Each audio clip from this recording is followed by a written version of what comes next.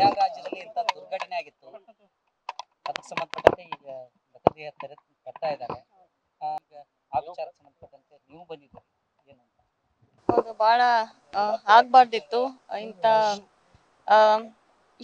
ಅಷ್ಟು ದೊಡ್ಡ ಮಟ್ಟದಲ್ಲಿ ಅಲ್ಲಿ ಜನ ಕೂಡ್ತಾರೆ. ಬಟ್ ಯು ಪಿ ಗೌರ್ಮೆಂಟ್ ಕೂಡ ಅವರು ಎಲ್ಲರೂ ಅಲ್ಲಿ ಮಾಡ್ತಾ ಇದ್ದಾರೆ. ಬಟ್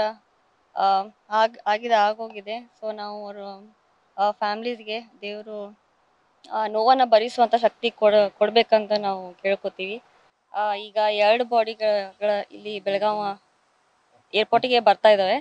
ಸೊ ನಾವು ಕೂಡ ಅವ್ರಿಗೆ ಸ್ವಲ್ಪ ಮಾಲಿದು ಹಾಕಿ ಸೊ ಇದು ಮಾಡ್ತೀವಿ. ಸೊ ಫ್ಯಾಮ್ಲೀಸ್ ಕೂಡ ಬಂದಿದ್ದಾರೆ. ಸೊ ಭಾಳ ನೋವಾಗುತ್ತೆ. ಯಾಕಂದರೆ ನಾನು ನೋಡಿದೆ 4 ಜನ, ಅದರಲ್ಲಿ 24 ವರ್ಷದ ಒಬ್ಬ ಹುಡುಗಿ.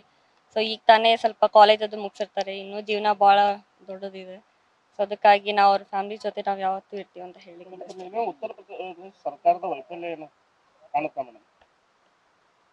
ಸಹಜವಾಗಿ ಅಂತ ಅಷ್ಟು ದೊಡ್ಡ ನಾನು ಹೇಳಿದಾಗೆ ಹೋಲಿ ಪ್ಲೇಸಸ್ ಅಲ್ಲಿ ಇಷ್ಟು ಜನ ಕೂಡ 144 ಇಯರ್ಸ್ಗೆ ಒಮ್ಮೆ ಆಗುತ್ತಂತ ಇದು ಕಾರ್ಯಕ್ರಮ. ಸೊ ಅದಕ್ಕಾಗಿ ಅವರು ಪ್ರಯತ್ನ ಮಾಡ್ತಾ ಇದ್ದಾವೆ. ಬಟ್ ಕೆಲವೊಂದು ಸರ್ತಿ ಆಗ್ತಾ ಸಹಜವಾಗಿ ಅಂತ ನಾವು ಹೇಳ್ಬೋದು. ಬಟ್ ಆದಷ್ಟು ಜನರು ತಮ್ಮ ಸೇಫ್ಟಿ ಅಂತ ನೋಡ್ಕೋಬೇಕಂತ ನಾವು ಕೇಳ್ಕೊತೀವಿ.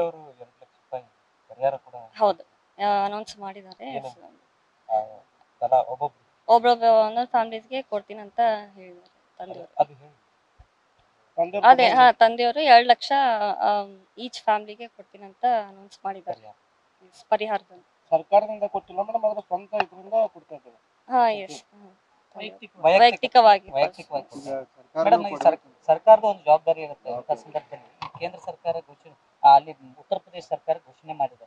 ಆದ್ರೆ ರಾಜ್ಯ ಸರ್ಕಾರ ವಿಚಾರಕ್ಕೆ ಸಂಬಂಧಪಟ್ಟಂತೆ ಅವರೇ ಡಿಸ್ಟ್ರಿಕ್ಟ್ ಮಿನಿಸ್ಟ್ರೇ ಘೋಷಣೆ ಮಾಡ್ತಾರ ಅಂತ ಹೇಳ್ಬಿಟ್ಟಿದ್ದಾರೆ. ಏನಾದ್ರೂ ಪರಿಹಾರ ಘೋಷಣೆ ಆಗ್ಬೇಕಂತ ಹೇಳಿ ತಾವು ಬಯಸ್ತೀರಾ?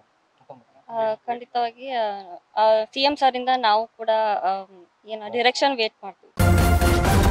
ನ್ಯೂಸ್ ಫಸ್ಟ್, ನಿರ್ಭೀತಿಯಿಂದ ನಿಮ್ಮ ಪರವಾಗಿ.